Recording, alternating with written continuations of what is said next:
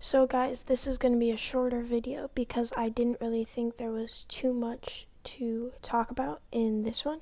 This will just be showing some basic monostable circuits and also what a T-flop is, what it does, and I'll show you guys one design for that because I really don't think you need too many designs for it. If you're using a circuit that requires a T flip-flop, normally it doesn't really need to be that compact, so you can just wire it in. But if you do need one, there's a whole bunch of videos out there that can help you. So let's get started. First, you may be asking yourself, what is a monostable circuit?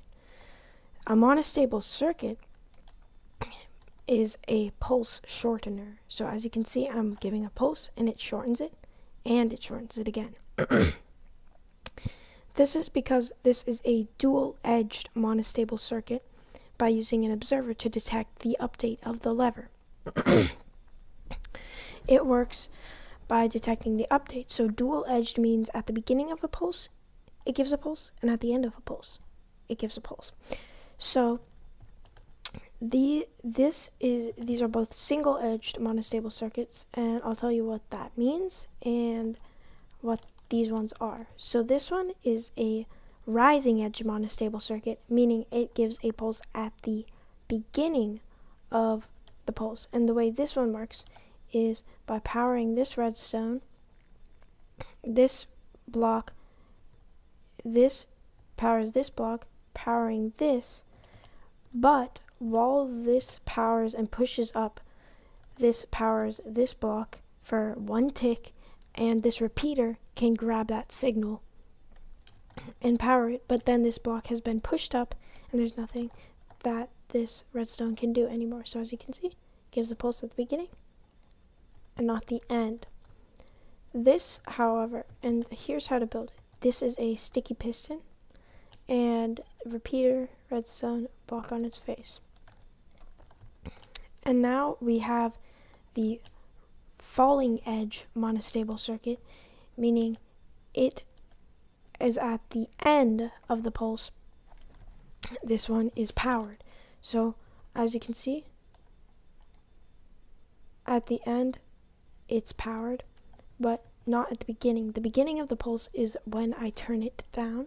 The end of the pulse is when I turn it up, and then it gives its signal. This is done by using a NOT gate to invert the pulse signal right before. So those are some basic, those are what monostable circuits are, and this is a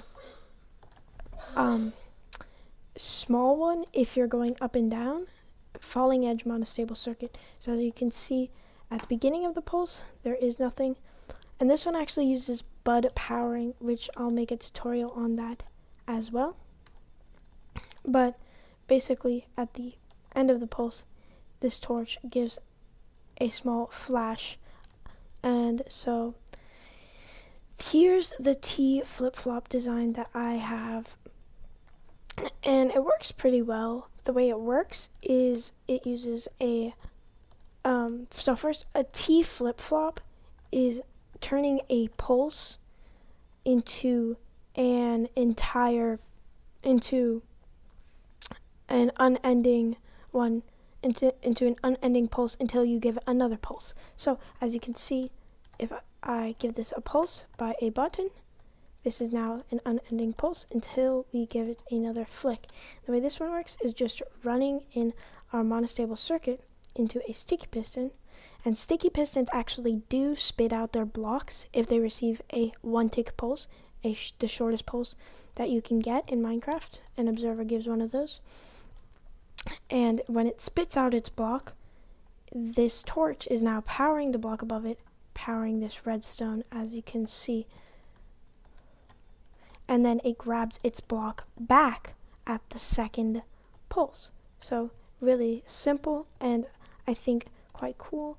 T flip-flops can be used when you're making sort of bigger contraptions like a computer and you have a pulse but you don't want to wire it all the way back to the original flick of the lever, or is there a flick of the lever sometimes? And so then you can turn it into a sort of a lever until you need that. So that's all I have for you today, guys. Thanks for watching. As always, leave a like if you enjoyed the video, subscribe if you're new, and comment down below. So thanks for watching.